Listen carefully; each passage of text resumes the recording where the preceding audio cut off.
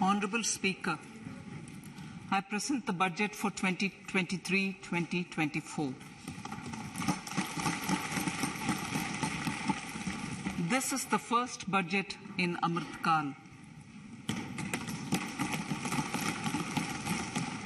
This budget hopes to build on the foundation laid in the previous budget and the blueprint drawn for India at 100.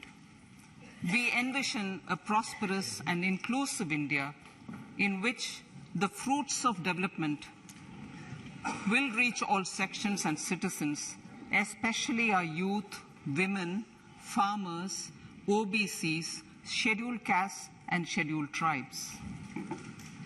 In the 75th year of our independence, the world has recognized the Indian economy as a bright star. Our current year's economic growth is estimated to be at 7%. It is notable that this is the highest among all the major economies. This is in spite of the massive slowdown globally caused by COVID-19 and the war. The Indian economy is therefore on the right track and despite a time of challenges, heading towards a bright future.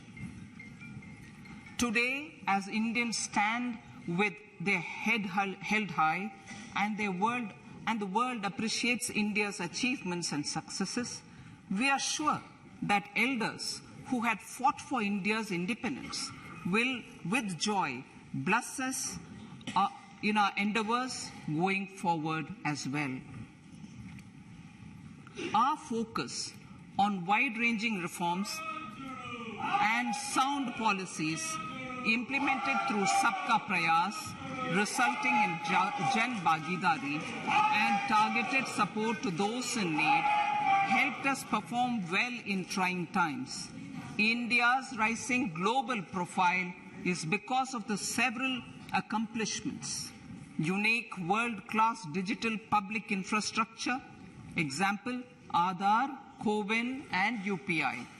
COVID vaccination drive in unparalleled scale and speed. Proactive role in frontier areas such as achieving the climate-related goals, Mission Life and National Hydrogen Mission.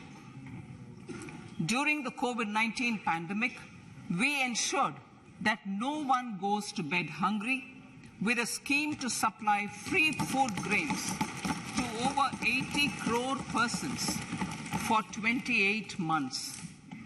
Continuing our commitment to ensure food and nutritional security, we are implementing from 1st January 2023 a scheme to supply free food grain to all Antyodaya and priority households for the next 1 year.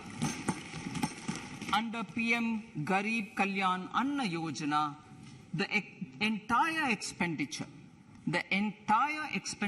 of about 2 lakh crore will be borne by the central government. In these times of global challenges, the G20 presidency gives us a unique opportunity to strengthen India's role in the world economic order. With the theme of Vasudhaiva Kutumbakam, we are steering an ambitious people-centric agenda to address global challenges and to facilitate sustainable economic development. The government's efforts since 2014 have ensured for all citizens a better quality of life and life of dignity. The per capita income has more than doubled to 1.97 lakh rupees. In these 9 years, the Indian economy has increased in size from being 10th to 5th largest in the world.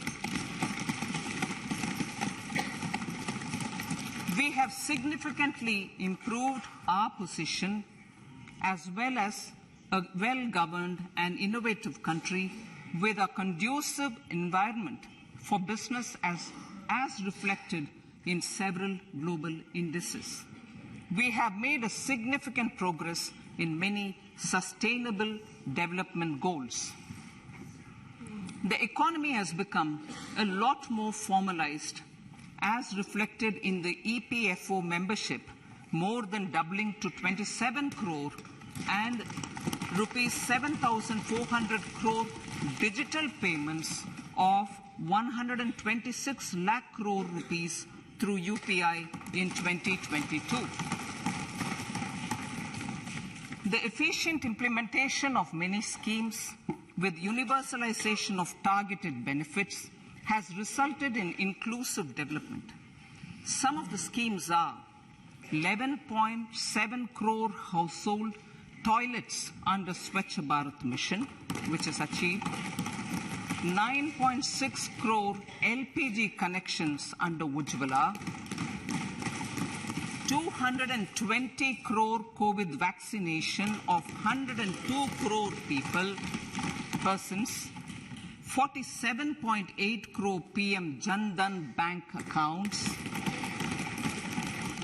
insurance cover for 44.6 crore persons under PM Suraksha Bima and PM Jeevan Jyoti Yojana, and cash transfer of 2.2 lakh crores of rupees to 11.4 crore to over 11.4 crore farmers under PM Kisan Samman Nidhi. Our vision for the Amrit Kal includes technology-driven and knowledge-based economy with strong public finances and a robust financial sector. To achieve this, Jan Bhagidari through Sabka Saath Sabka Prayas is essential. The economic agenda for achieving this vision focuses on three things. First, facilitating ample opportunities for citizens, especially the youth, to fulfill their aspirations. Second, providing strong impetus to growth and job creation. And third, strengthening macroeconomic stability.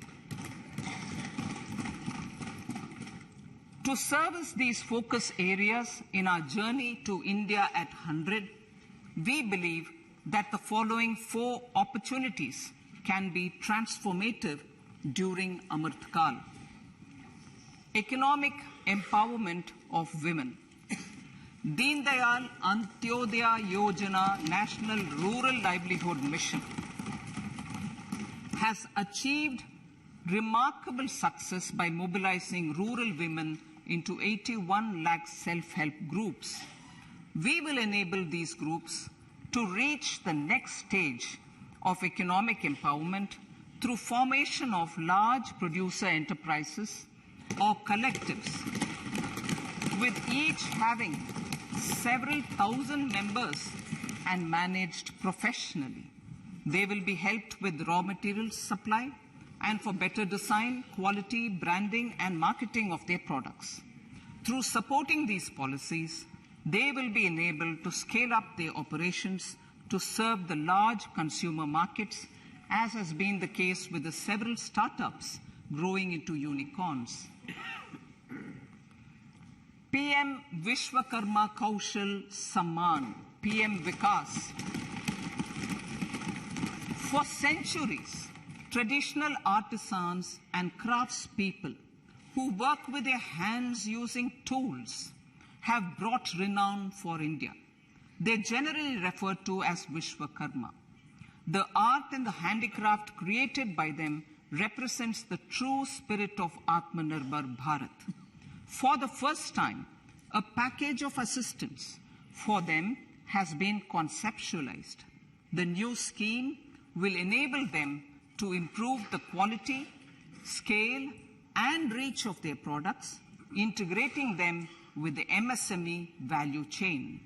The components of this scheme will include not only financial support, but also access to advanced skill training, knowledge of modern digital techniques, and efficient green technologies, brand promotion, linkage with local and global markets, digital payments, and social security.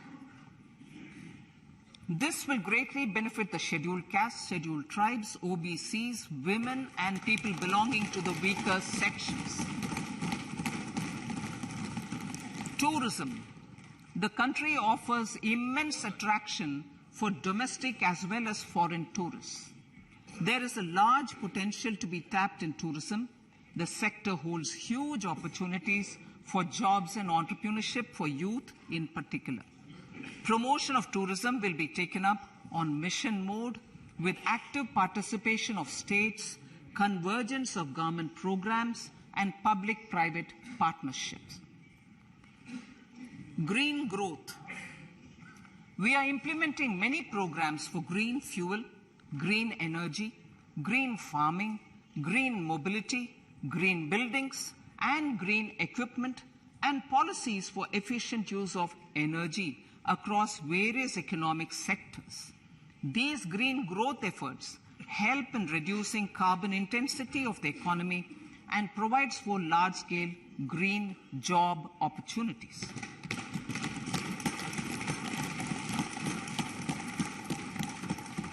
Priorities of this budget. The budget adopts the following 7 priorities.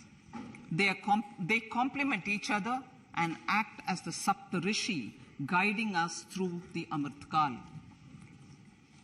Inclusive development, reaching the last mile, infrastructure and investment, unleashing the potential, green growth, youth power, and financial sector. I now speak on the priority number 1, inclusive development.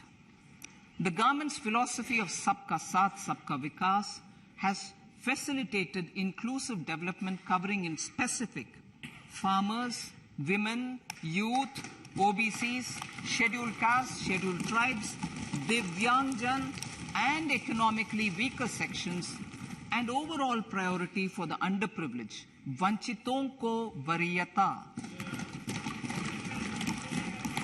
There has also been a sustained focus on Jammu Kashmir, Ladakh, and the Northeast. This budget builds on those efforts. Digital public infrastructure for agriculture. Digital public infrastructure for agriculture will be built as an open source, open standard, and interoperable public good. This will enable inclusive farmer-centric solutions through relevant information services for crop planning and health, improved access to farm inputs, credit and insurance, help for crop estimation, market intelligence, and support for growth of agri-tech industry and startups.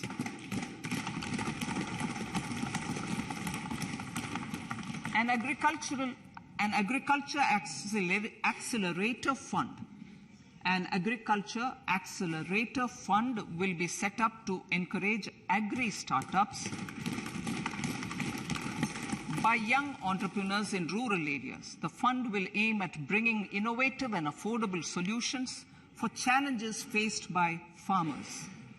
It will also bring in modern technologies to transform agricultural practices, increase productivity and profitability. To enhance the productivity of extra long staple cotton, we will adopt a cluster-based and value chain approach through public-private partnerships. This will mean collaboration between farmers, state, and industry for input supplies, extension services, and market linkages. We will launch an Atmanirbhar Clean Plant program to boost availability of disease-free, quality planting material for high-value horticultural crops at an outlay of 2,200 crores. Global hub for millets, which are Sri Anna. India is the forefront.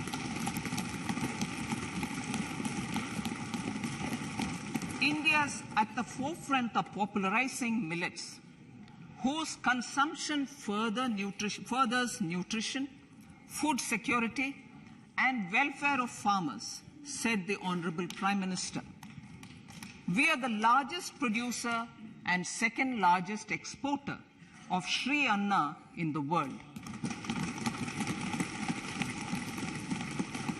We grow several types of Sri Anna, such as Sri Anna Jowar, Sri Anna Ragi, Sri Anna Bajra, Sri Anna Kutu, Ramdana, Kangni, Kutni, Kutki, Kodo, China, and Sama.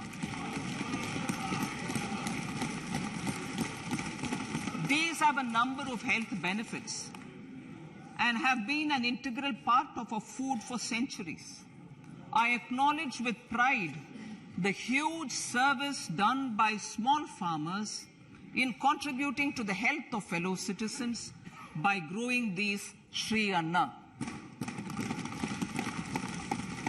Now, to make India a global hub for Sri Anna, the Indian Institute of Millet Research, ideally Indian Institute of the Sri Anna Research, Hyderabad, will be supported as the Center of Excellence for sharing best practices, research, and technologies at the international level. The agricultural credit target will be increased to 20 lakh crores with focus on animal husbandry, dairy, and fisheries. We will launch a new sub-scheme of PM Matsya Sampada Yojana, which is an existing scheme, but we'll launch a new sub-scheme with targeted investment of 6,000 crores to further enable activities of fishermen, fish vendors, and micro and small entrepreneurs, improve value chain efficiencies, and expand the market. For farmers, especially small and marginal farmers and other marginalized sections, the government is promoting cooperative-based economic development model. A new Ministry of Cooperation was formed with a mandate to realize the vision of Sahkar Se Samriddhi. To realize this vision, the government has already initiated computerization of 63,000 primary agricultural credit societies with an investment of 2,560 crores, 2,516 crores. In consultation with all the stakeholders and the states, model bylaws for PACS were formulated, enabling them to become multi-purpose PACS. A national cooperative database is being prepared for countrywide mapping of cooperative societies. With this backdrop, we will implement a plan to set up massive decentralized storage capacity.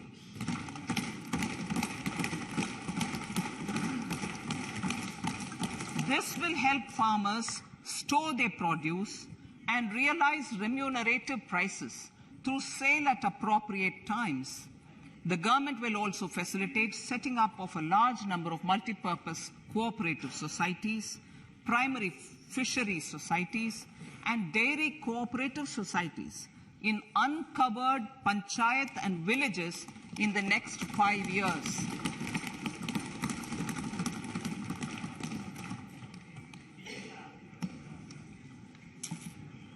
Health, education, and skilling. 157 new nursing colleges will be established in co-location with the existing 157 medical colleges established since 2014.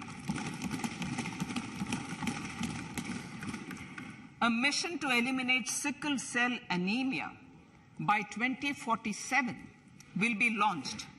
It will entail awareness creation, universal screening of 7 crore people in the age group of 0 to 40 years in affected tribal areas, and counseling through collaborative efforts of central ministries and state governments. Facilities in select ICMR labs, Indian Council for Medical Research Labs, will be made available for research by public and private medical college faculty and private sector R&D teams for encouraging collaborative research and innovation. A new program to promote research and innovation in pharmaceuticals will be taken up through centers of excellence. We shall also encourage industry to invest in research and development in specific priority areas. Dedicated multidisciplinary courses for medical devices will be supported in existing institutions to ensure availability of skilled manpower for futuristic medical technologies, high-end manufacturing, and research. Teachers' training. Teachers' training will be re-envisioned through innovative pedagogy, curriculum transaction, continuous professional development, dipstick surveys, and ICT implementation. The District Institute of Education and Training will be developed as vibrant institutes of excellence for this purpose.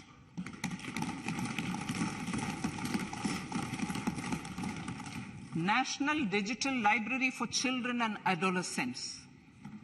A National Digital Library for Children and Adolescents will be set up for facilitating availability of quality books across geographies, languages, genres, and levels, and device-agnostic accessibility.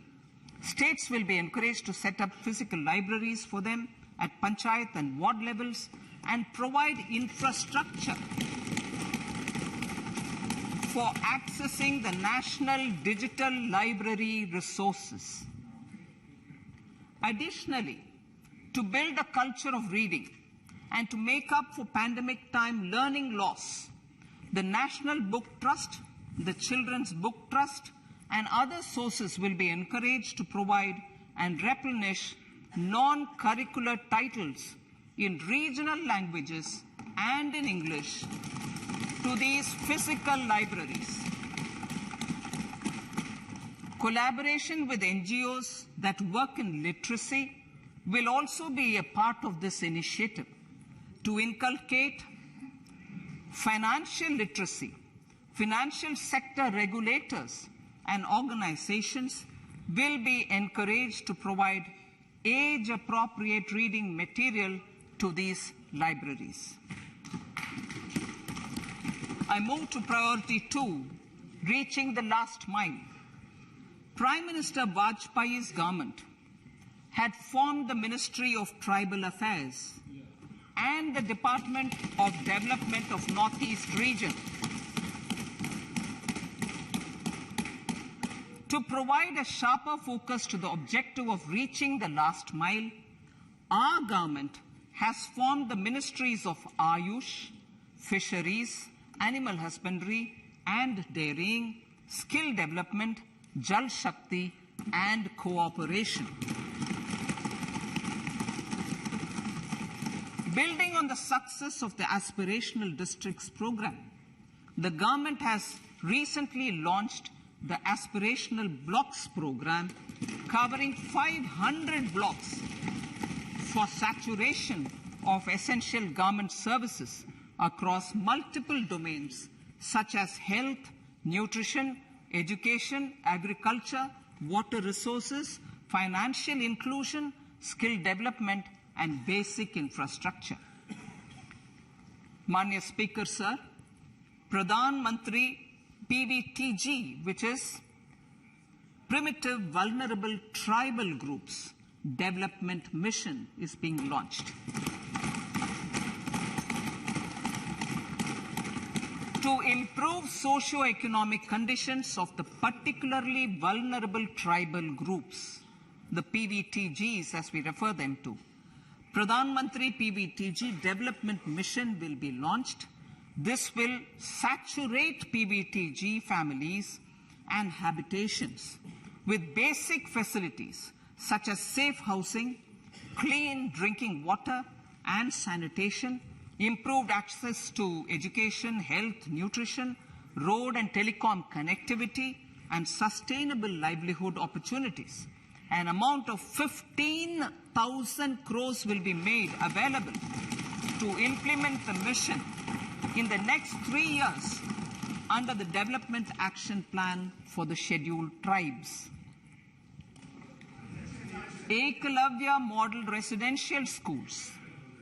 In the next 3 years, Center will recruit 38,800 teachers and support staff for the 740 Ekalavya Model Residential Schools, which is serving 3.5 lakh tribal students.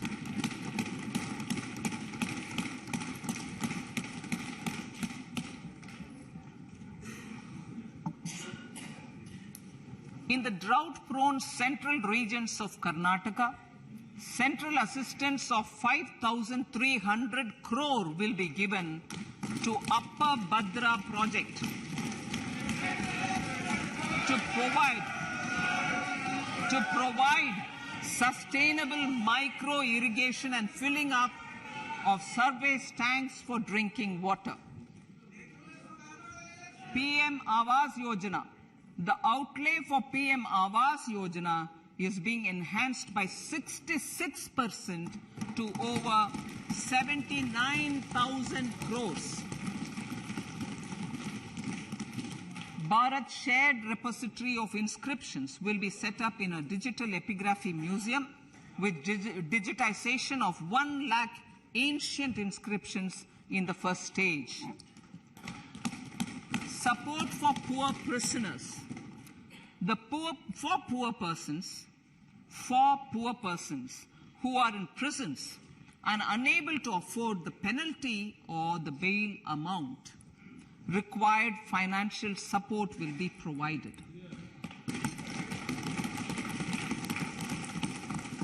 Priority number 3, infrastructure and investment. Investments in infrastructure and productive capacity have a large multiplier impact on growth and employment. After the subdued period of the pandemic, private investments are growing again. The budget takes the lead once again to ramp up the virtuous cycle of investment and job creation. Honorable Speaker, sir, the capital investment outlay is being increased steeply for the 3rd year in a row by 33% to 10 lakh crores, which would be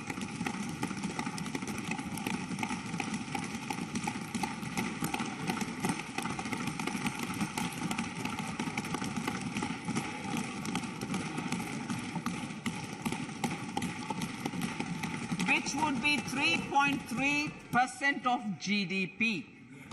This will almost be 3 times the outlay made in 2019-20.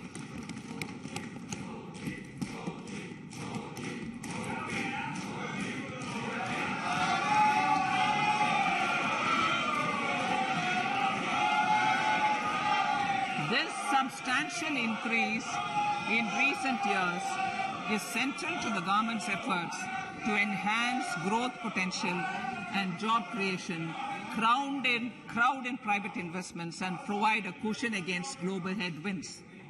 The direct capital investment by the center is complemented by the provision made for creation of capital assets through grants and aids to state. The effective capital expenditure of the center is budgeted at 13.7 lakh crore rupees, which will be 4.5% of GDP. Support to state governments for capital investment. I have decided to continue the 50-year interest-free loan to state governments for 1 more year to spur investment in infrastructure and to incentivize them for complementary policy actions with a significantly enhanced outlay of 1.3 lakh crores.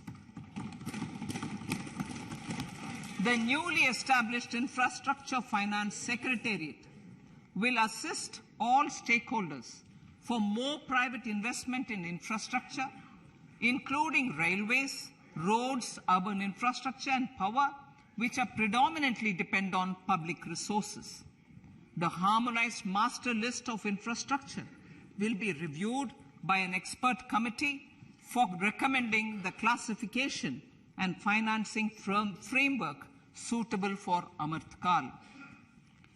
A capital outlay, I'm talking about railways now, sir, Honorable Speaker, railways.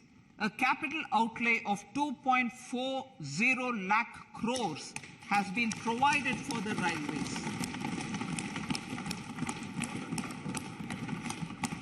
This is the highest ever outlay this highest ever outlay is about 9 times the outlay made in 2013-14. 100 critical transport infrastructure projects for last and first mile connectivity for ports, coal, steel, fertilizer and food grain sectors have been identified.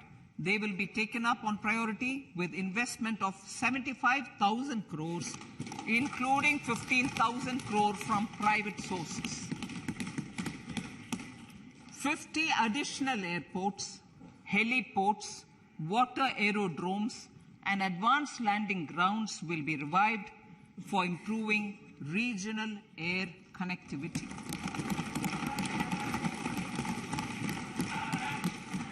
Sustainable cities for tomorrow.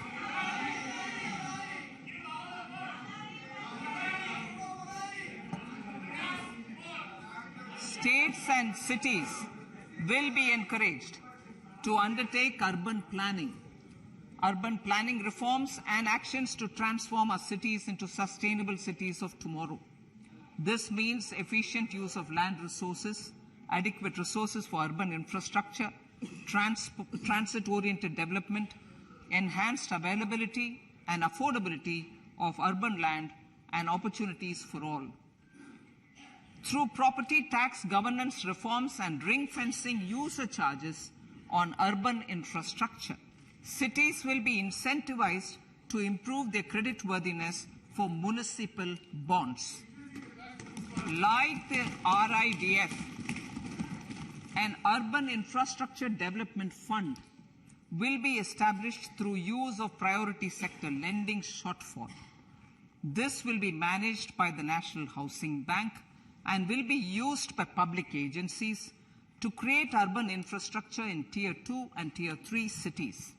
States will be encouraged to leverage resources from the grants of the 15th Finance Commission as well as existing schemes to adopt appropriate user charges while accessing the UIDF. We expect to make available 10,000 crore rupees per annum for this purpose.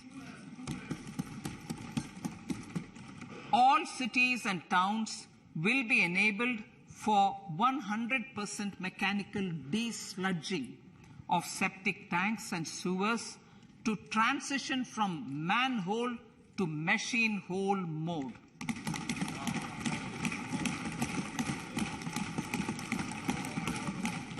Enhanced focus will be provided for scientific management of dry and wet waste. Honorable Speaker, sir, our Prime Minister had said, good governance is the key to a nation's progress. Our government is committed to providing a transparent and accountable administration which works for the betterment and welfare of common citizens. Mission Karma Yogi. Under Mission Karma Yogi, Centre, states and the Union territories are making and implementing capacity building plans for civil servants. The government has also launched an integrated online training platform, I Got Karma Yogi, to provide continuous learning opportunities for lakhs of government employees to upgrade their skills and facilitate people-centric approach. Sir, for enhancing ease of doing business, more than 39,000 compliances have been reduced, and more than 3,400 legal provisions have been decriminalized. For furthering the trust-based governance, we have introduced the Jan Vishwas Bill to amend 42 central acts. This budget proposes a series of measures to unleash the potential of our economy. Centers of Excellence for Artificial Intelligence. For realizing the vision of Make AI in India and Make AI Work for India, 3 centers of excellence for artificial intelligence will be set up in top educational institutions. Leading industry players will partner in conducting interdisciplinary research, develop cutting-edge applications, and scalable problem solutions in the areas of agriculture, health, and sustainable cities. This will galvanize an effective AI ecosystem and nurture quality human resources in the field. National Data Governance Policy. To unleash innovation and research by startups and academia, a national data governance policy will be brought out. This will enable access to anonymized data. The KYC process will be simplified, adopting a risk-based instead of one-size-fits-all approach. The financial sector regulators will also be encouraged to have a KYC system fully amenable to meet the needs of digital India. One-stop solution for identity and address updating. A one-stop solution for reconciliation and updating of identity and address of individuals maintained by various government agencies, regulators, and regulated entities will be established using DigiLocker service and Aadhaar as foundational identity. Speaker, sir, common business identifier. For the business establishments required to have a permanent account number, the PAN will be used as the common identifier for all digital systems of specified government agencies. This will bring ease of doing business, and it will be facilitated through a legal mandate. For obviating the need for separate submission of same information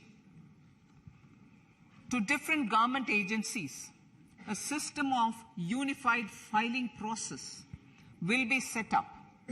Such filing of information or return in simplified forms on a common portal will be shared with other agencies as per the filer's choice. Vivad Se Vishwas 1. Relief for MSMEs. In cases of failure by MSMEs to execute contracts during the COVID period, 95% of the forfeited amount relating to the bid or performance security will be returned to them by government and government undertakings. This will provide relief to the MSMEs. Vivad Se Vishwas 2. Settling contractual disputes. To settle contractual disputes of government and government undertakings, wherein arbitral award is under challenge in a court, a voluntary settlement scheme with standardized terms will be introduced. This will be done by offering graded settlement terms depending on pendency level of the dispute. The state support mission of Niti Aayog will be continued for 3 years for our collective efforts towards national priorities. Result-based financing. to better allocate scarce resources for competing development needs, the financing of select schemes will be changed on a pilot basis from input-based to result-based. E-courts.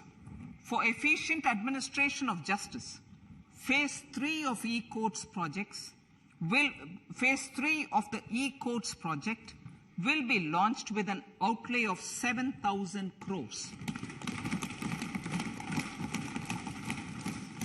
Fintech services in India have been facilitated by our digital public infrastructure, including Aadhaar, PM Jan Dhan Yojana, Video, KYC, India Stack, and UPI. To enable more fintech innovative services, the scope of documents available in DigiLocker for individuals will be expanded. An entity, DigiLocker, will be set up for the use by MSMEs, large businesses, and also charitable trusts. This will be towards storing and sharing documents online securely whenever needed with various authorities, regulators, banks, and other business entities. 5G services. 100 labs for developing applications using 5G services will be set up in engineering institutions.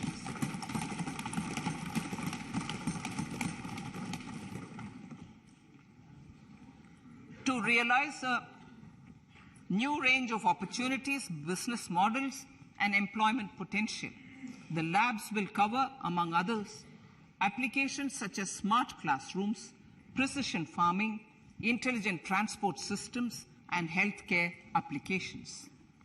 Lab-grown diamonds. Lab-grown diamonds is a technology and innovation-driven emerging sector with high employment potential.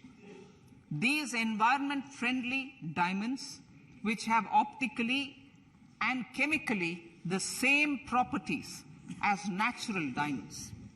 To encourage indigenous production of LGD, lab-grown diamond seeds and machines, and to reduce import dependency, a research and development grant will be provided to one of the IITs for 5 years.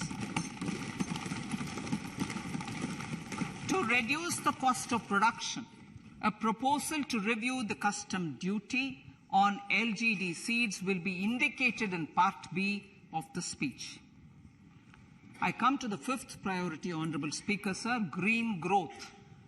Honorable Prime Minister has given a vision for life or lifestyle for environment to spur a movement of environmentally conscious lifestyle.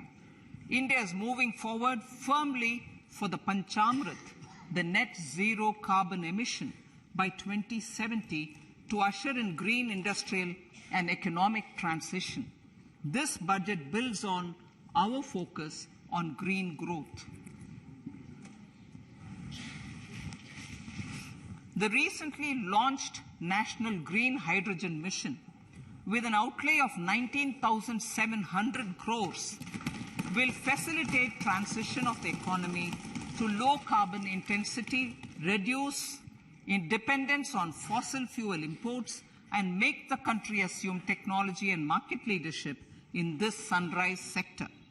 Our target is to reach an annual production of 5 MMT by 2030. Energy transition. This budget provides for 35,000 crores for priority capital investment towards energy transition and net zero objectives and energy security by Ministry of Petroleum and Natural Gas. To steer the economy on sustainable development path, battery energy storage systems with capacity of 4,000 MWh will be supported with viability gap funding. A detailed framework for pumped storage projects will also be formulated. Renewable energy evacuation. the interstate transmission system for evacuation and grid integration of 13 gigawatt renewable energy from Ladakh will be constructed with investment of 20,700 crore, including central support of 8,300 crores. Green Credit Program. For encouraging behavioral change, a green credit program will be notified under the Environment Protection Act. This will incentivize environmentally sustainable and responsive actions by companies, individuals, and local bodies, and help mobilize additional resources for such activities. PM Program for Restoration, Awareness, Nourishment, and Amelioration of Mother Earth, PM Pranam, will be launched to incentivize states and union territories to promote alternative fertilizers and balanced use of chemical fertilizers. Go Bardhan Scheme.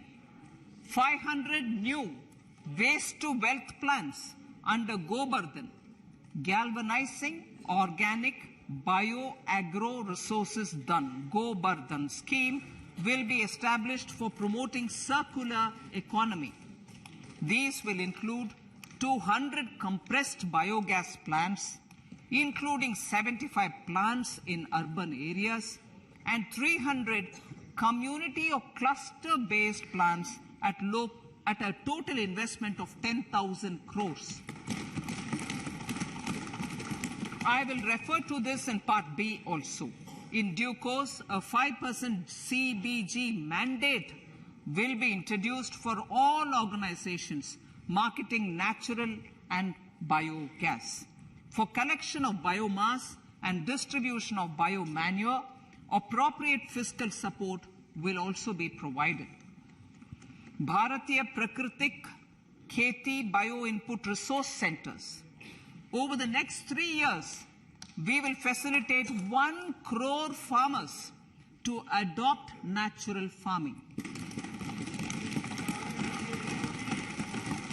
For this, Honorable Speaker, 10,000 bio-input resource centers will be set up, creating a national level distributed micro-fertilizer and pesticide manufacturing network. Mishti.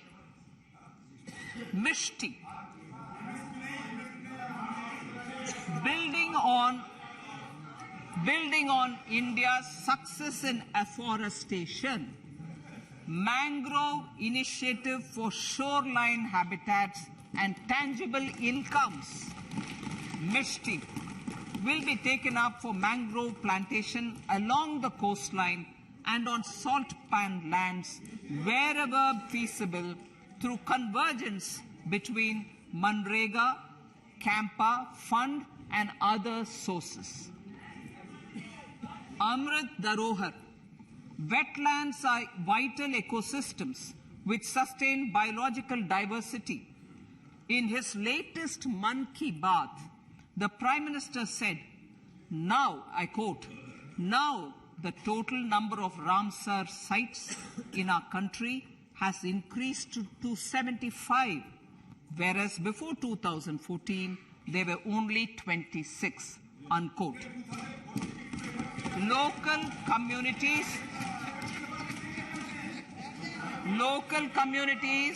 have always been at the forefront of conservation efforts.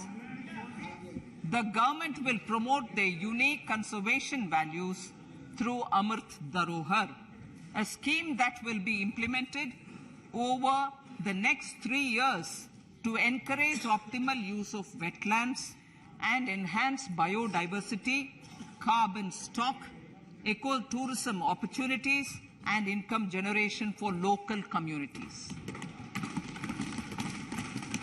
Coastal shipping. Coastal shipping will be promoted as the energy efficient and lower cost mode of transport, both for passengers and freight, through PPP mode with viability gap funding. Vehicle replacement. Vehicle replacement is an important continuing policy, replacing the old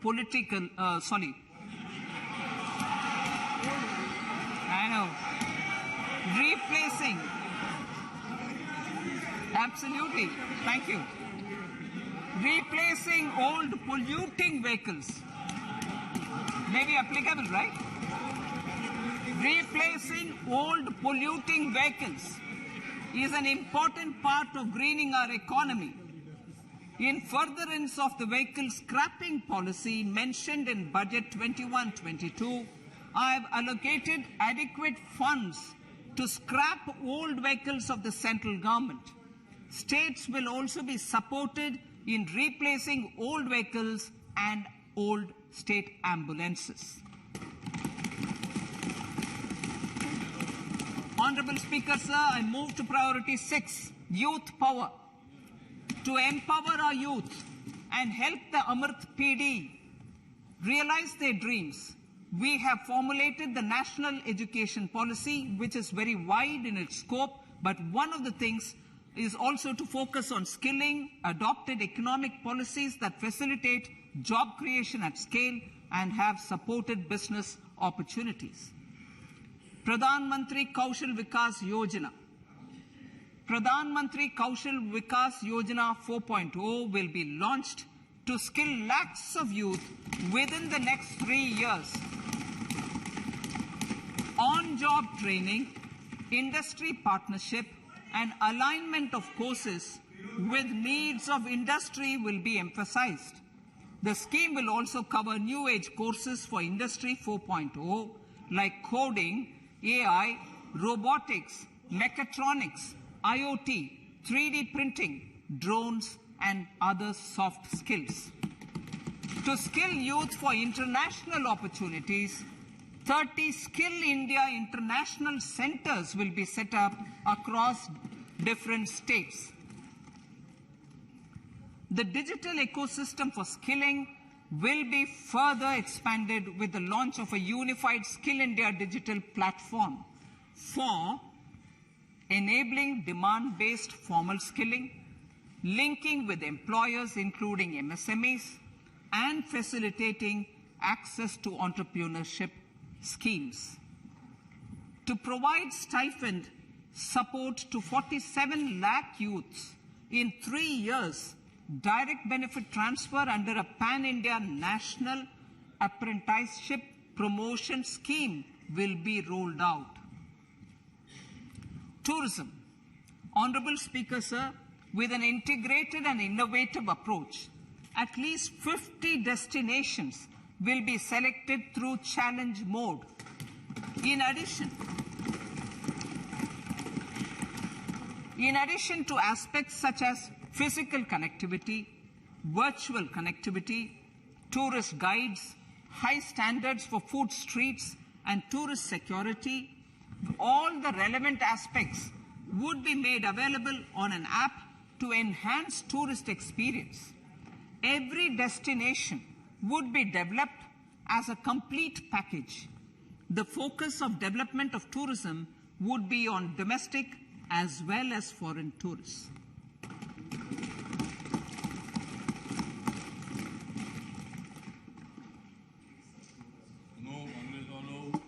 Sector-specific skilling and entrepreneurship development will be dovetailed to achieve the objectives of Dekho Apna Desh initiative. This was launched as an appeal by the Honorable Prime Minister to the middle class to prefer domestic tourism over international tourism.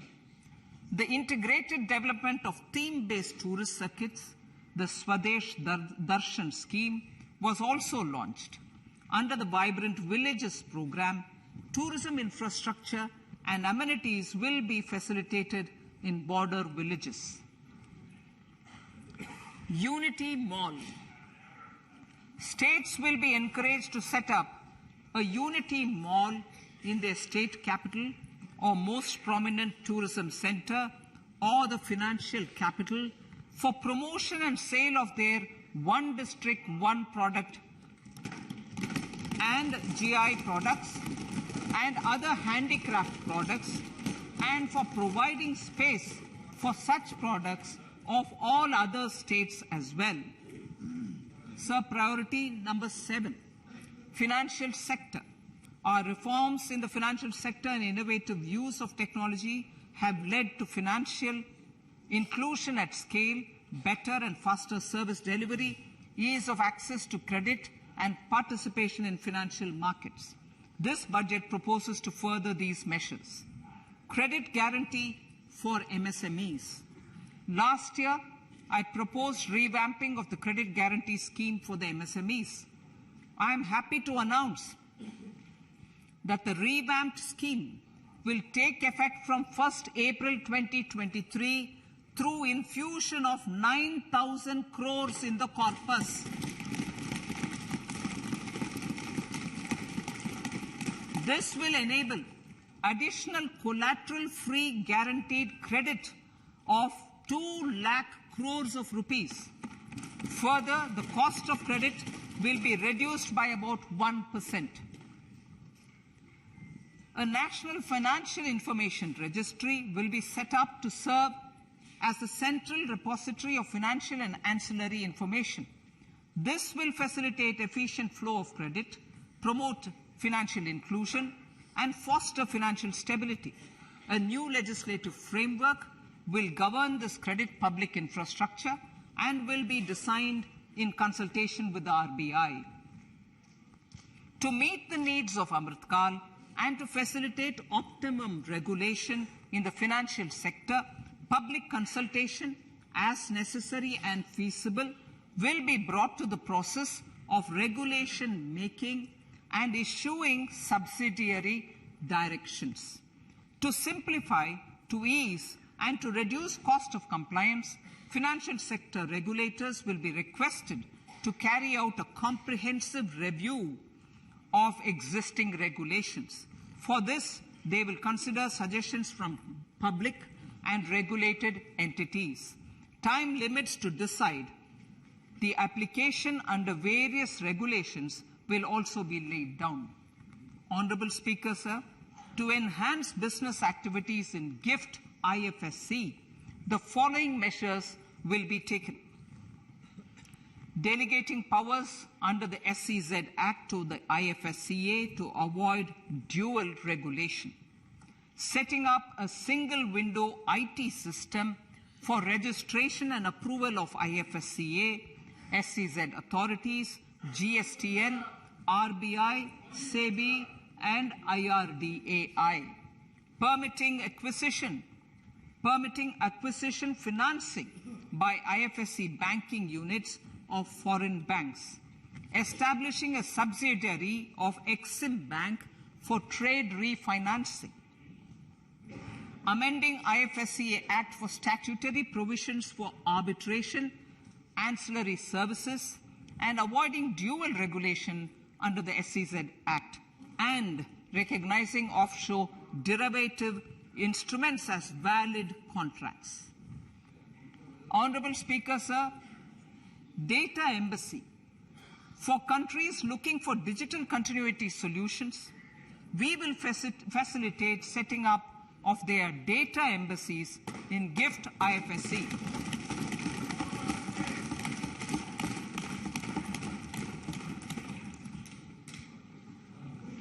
Improving governance and investor protection in banking sector.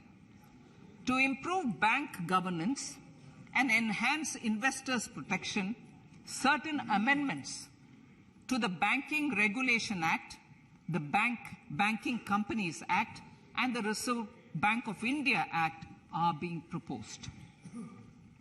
Capacity building in securities market.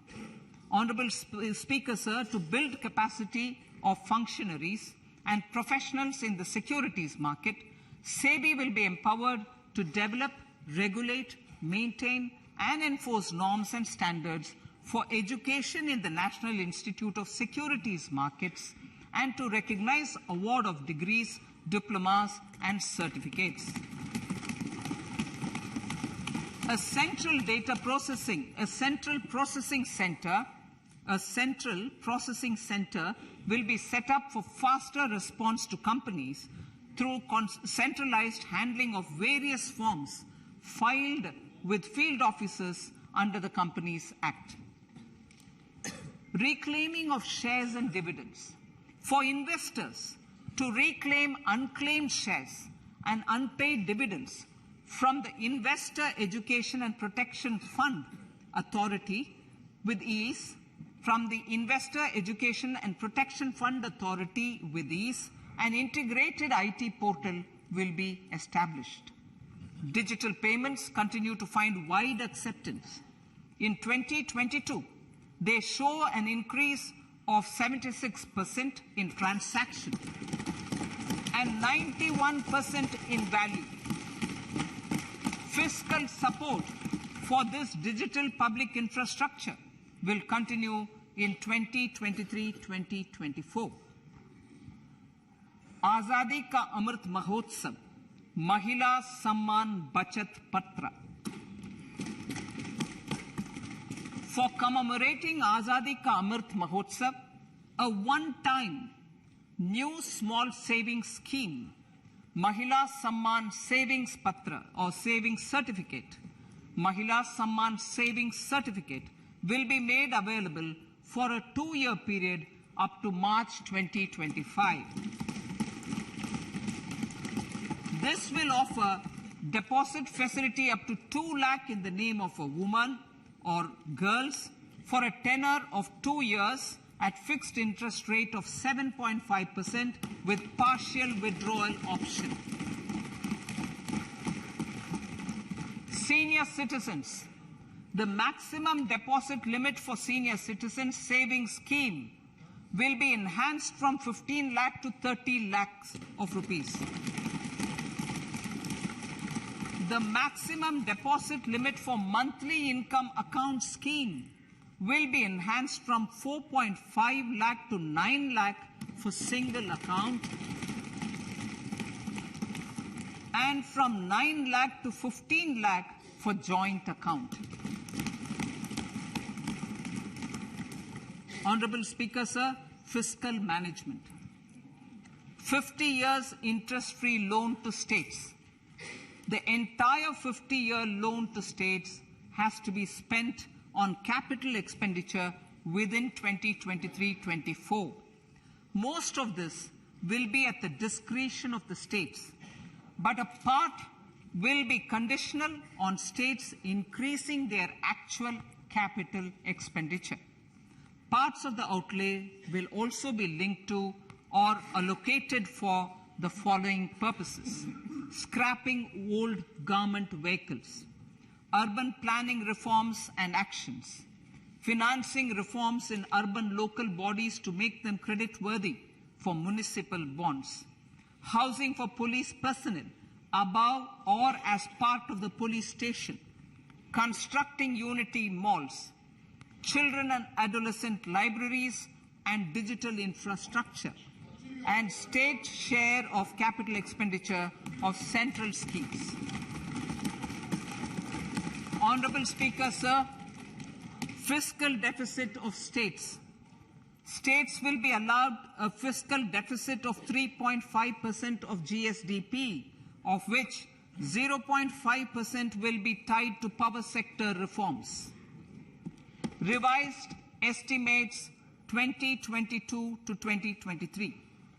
The revised estimate, Honorable Speaker, sir, of the total receipts other than borrowing is 24.3 lakh crores, of which the net tax receipts are 20.9 lakh crores.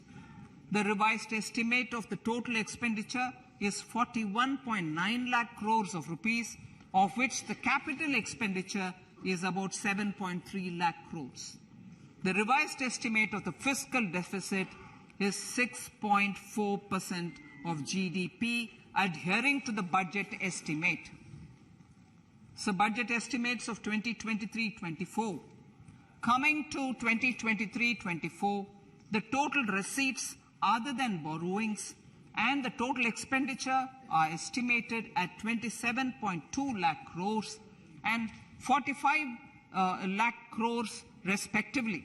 The net tax receipts are estimated at 23.3 lakh crores. The fiscal deficit is estimated to be 5.9% of the GDP. In my budget speech for 21-22, I had announced that we plan to continue the path of fiscal consolidation, reaching a fiscal deficit of below 4.5% by 2025-26, with a fairly steady decline over the period. We have adhered to this path, and I reiterate my intention to bring the fiscal deficit below 4.5% of GDP by 2025-26. To finance the fiscal deficit in 2023-24, the net market borrowings from dated securities are estimated at 11.8 lakh crores. The balance financing is expected to come from small savings and other sources. The gross market borrowings are estimated at 15.43 lakh crores of rupees. Honorable Speaker, sir, I now move to Part B.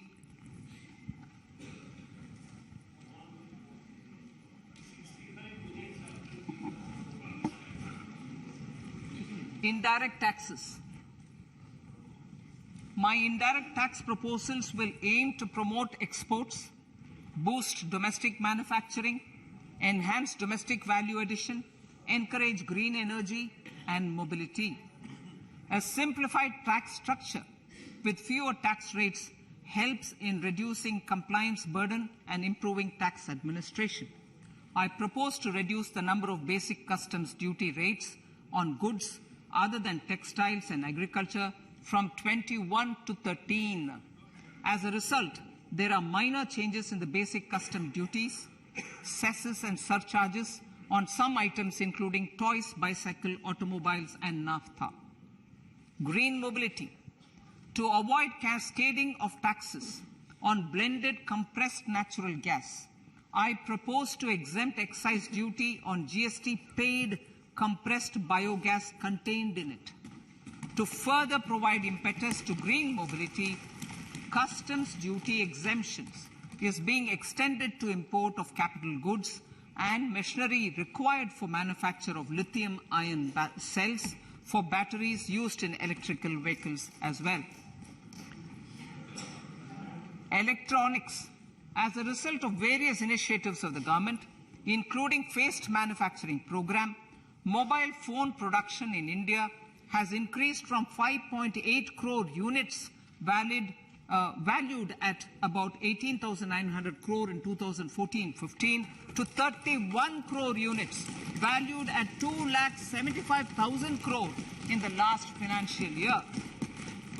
To further deepen domestic value addition in manufacturing of mobile phones, I propose to provide relief to customs duty.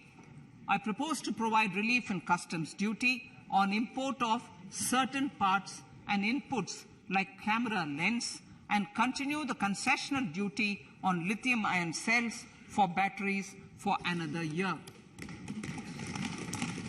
Similarly, to promote value addition in manufacture of televisions, I propose to reduce the basic customs duty on parts of open cells of TV panels to 2.5%. Electrical. To rectify inversion of duty structure and encourage manufacturing of electric kitchen chimneys, the basic custom duty on electric kitchen chimney is being increased from 7.5% to 15%, and that on heat coils for these is proposed to be reduced from 20% to 15%. Chemicals and petrochemicals. Denatured ethyl alcohol is used in chemical industry. I propose to exempt basic customs duty on it. This will also support the ethanol blending program and facilitate an endeavor for energy transition. Basic customs duty is also being reduced on acid-grade fluorospar from 5% to 2.5% to make the domestic fluorochemicals industry competitive. Further, the basic customs duty on crude glycerin for use in manufacture of epichlorohydrin is proposed to be reduced from 7.5% to 2.5%.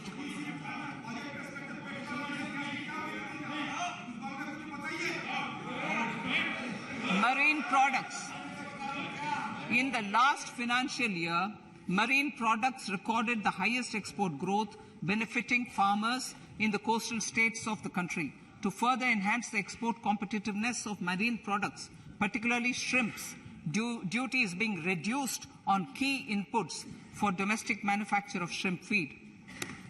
India is a global leader, as I said in Part A, in cutting and polishing of natural diamonds, contributing about 3/4 of the global turnover by value. With the depletion of deposits of natural diamonds, the industry is moving towards lab-grown diamonds, and it holds huge promise. To seize this opportunity, I propose to reduce the basic customs duty on seeds used in their manufacture. Custom duties on doré and bars of gold and platinum were increased earlier this fiscal. I propose to increase the duties on articles made therefrom to enhance the duty differential. I also propose to increase the import duty on silver doors, bars and articles to align them with that on gold and platinum. To facilitate availability of raw materials for the steel sector, exemptions from basic custom duty on raw materials for manufacture of CRGO steel, ferrous scrap and nickel cathode is being continued. Similarly, the concessional BCD of 2.5% on copper scrap is also being continued to ensure the availability of raw materials for secondary copper producers who are mainly in the MSME sectors. Compounded rubber. The basic custom duty rate on compounded rubber is being increased from 10% to 25% or 30 kg, whichever is lower, at par with that of natural rubber other than latex, to curb circumvention of duty. Cigarettes. National calamity contingent duty on specified cigarettes was last revised 3 years ago. This is proposed to be revised upwards by about 16%. Direct taxes. I now come to my direct tax proposals. Honourable Speaker, these proposals aim to maintain continuity and stability of taxation, further simplify and rationalize various provisions to reduce the compliance burden, promote the entrepreneurial spirit, and provide tax relief to citizens. It has been constant endeavour of the Income Tax Department to improve taxpayer services by making compliance easy and smooth. Our taxpayers portal received a maximum of 72 lakh returns in a day, processed more than 6.5 crore returns this year. Average processing period reduced from 93 days in financial year 13-14 to 16 days only now. And 45% of the returns were processed within 24 hours. We intend to further improve this, roll out the next generation common IT return form for taxpayer convenience, and also plan to strengthen the grievance redressal mechanism. MSMEs and professionals. MSMEs are growth engines of our economy. Micro enterprises with turnover up to 2 crore of rupees and certain professionals with turnover of up to 50 lakh rupees can avail the benefit of presumptive taxation. I propose to provide enhanced limits of 3 crore and 75 lakh respectively to the taxpayers whose cash receipts are no more than 5%. Whose cash receipts are no more than 5%. Moreover, to support MSMEs in timely receipt of payments, I propose to allow deduction for expenditure incurred on payments made to them only when payment is actually made. Cooperation. Cooperation is a value to be cherished. In realizing our Prime Minister's goal for Sehkar Se Samriddhi and his resolve to connect the spirit of cooperation with the spirit of Amrit Kal, in addition to the measures proposed in Part A, I have a slew of proposals for the cooperation sector. First, new cooperatives that commence manufacturing activities till 2024 31st March shall get the benefit of a lower tax rate of 15%, as is presently available to new manufacturing companies. Secondly, I propose to provide an opportunity to sugar cooperatives to claim payments made to sugarcane farmers for the period prior to the assessment year 2016-17 as expenditure. This is expected to provide them a relief of almost 10,000 crores. Thirdly, I am providing a higher limit of 2 lakh per member for cash deposits to loans in cash by primary agricultural cooperative societies and primary cooperative agriculture and rural development banks. I repeat that. Thirdly, I am providing a higher limit of 2 lakh per member for cash deposits to and loans in cash by primary agricultural cooperative societies and primary cooperative agricultural and rural development banks. Similarly, a higher limit of 3 crore for TDS on cash withdrawal is being provided to cooperative societies. Startups.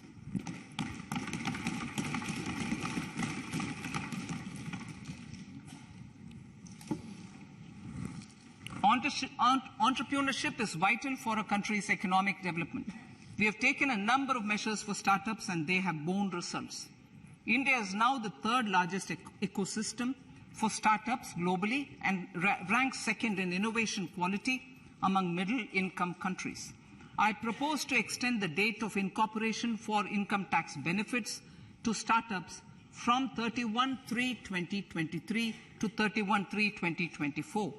I further propose to provide the benefit of carry forward of losses on change of shareholding of startups from 7 years of incorporation to 10 years.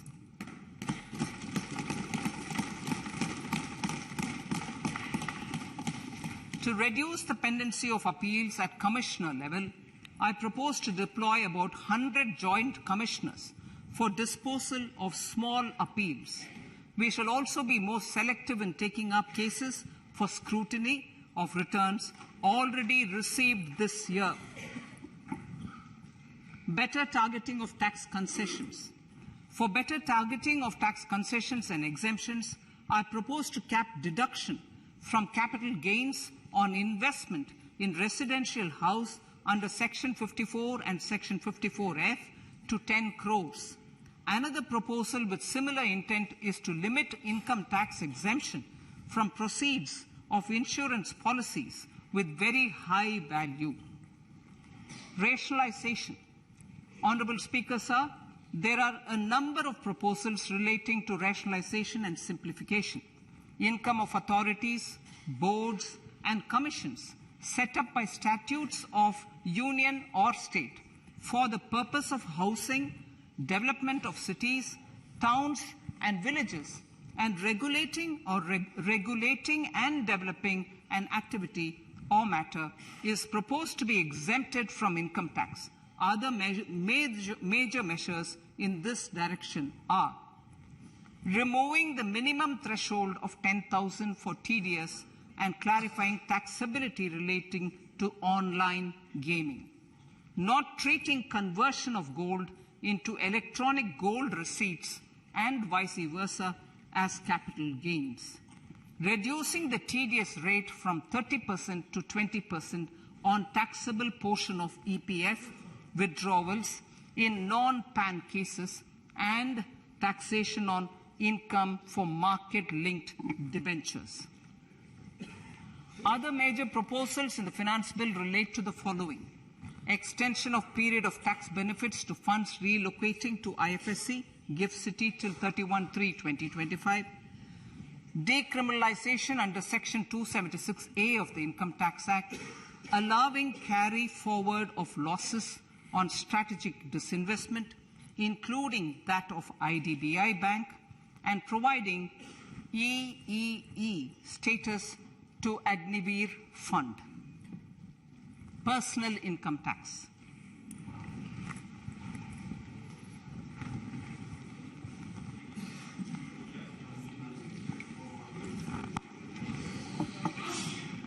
Now I come to what everyone is waiting for. Personal income tax. I have 5 major announcements to make in this regard. These primarily benefit our hard-working middle class. The first one concerns rebate. Currently, those with income up to 5 lakh do not pay any income tax in both old and new regimes. I propose to increase the rebate limit to 7 lakhs in the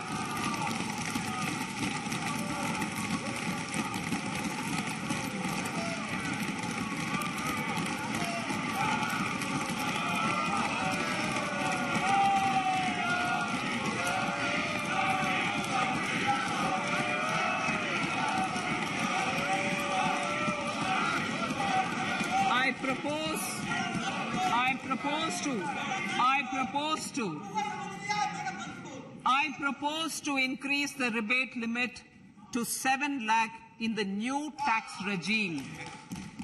Thus, persons in the new tax regime with income up to 7 lakhs will not have to pay any tax at all. The second proposal relates to middle-class individuals. I had introduced in the year 2020 the new personal income tax regime with 6 income slabs starting from 2.5 lakh. I propose to change the tax structure in this regime by reducing the number of slabs to 5 and increasing the tax exemption limit to 3 lakhs. The new tax rates are 0 to 3 lakh, nil. 3 to 6 lakhs, 5%. 6 to 9 lakhs, 10%. 9 to 12 lakh, 15%. 12 to 15 lakhs, 20%. And above 15 lakhs, 30%. This will provide major relief to all taxpayers in the new regime. An individual with an annual income of 9 lakhs will be required to pay only 45,000 rupees. This is only 5% of his or her income. It is a reduction of 25% on what he or she is required to pay now.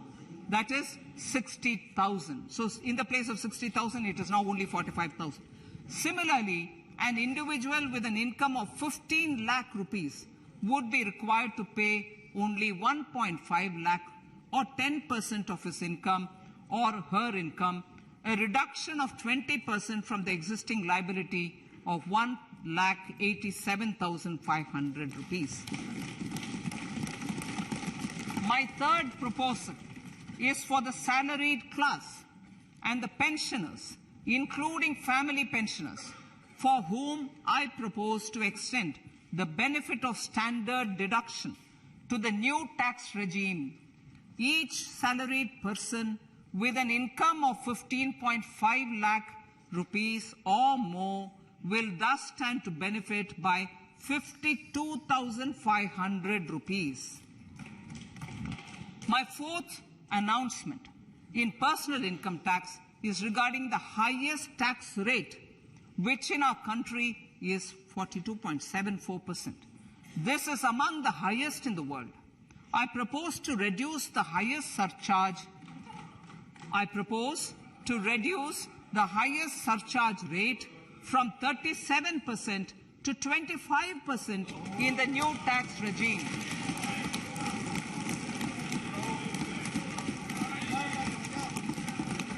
This would result in reduction of the maximum rate. This would result in the reduction of the maximum tax rate to 39%.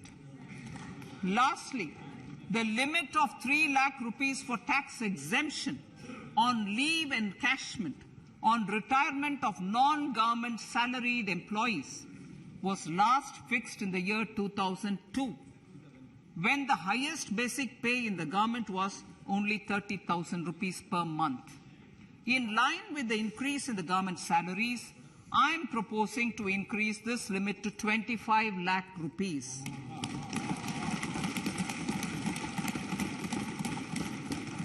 We are also making the new income tax regime as the default tax regime.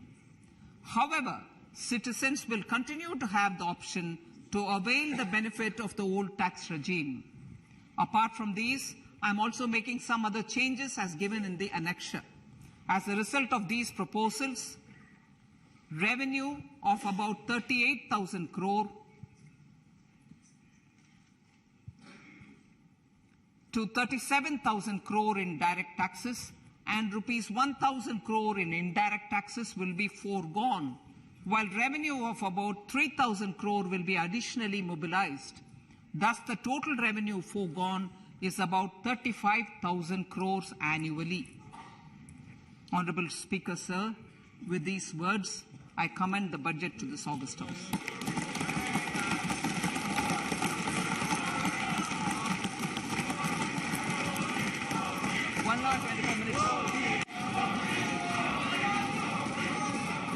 Item number 1, माननीय item number 2, Shrimati Nirmala Sitharaman ji. Sir, with your permission, I lay on the table of the following statements. Under Section 3(1) of the Fiscal Responsibility Budget Management Act 2003, 1. Medium-term fiscal policy cum fiscal policy strategy statement and macroeconomic framework statement. माननीय सदस्यगण, जैसा कि आपको समाचार भाग 2 के माध्यम से पहले ही सूचित किया जा चुका है कि माननीय वित्त मंत्री जी के बजट भाषण की प्रतियां हार्ड कॉपी के रूप में उपलब्ध कराई गई है. आप बजट भाषण की अपनी